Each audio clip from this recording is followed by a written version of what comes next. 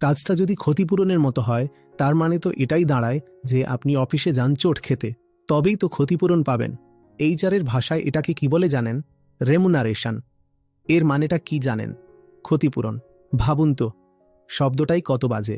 ক্ষতিপূরণ মানে আমি আপনার কিছু ক্ষতি করেছি, তাই এখন আপনাকে কম্পেনসেট করছি, আপনাকে ক্ষতিপূরণ দিচ্ছি, আপনার ক্ষতিপূর্তি করে দিচ্ছি।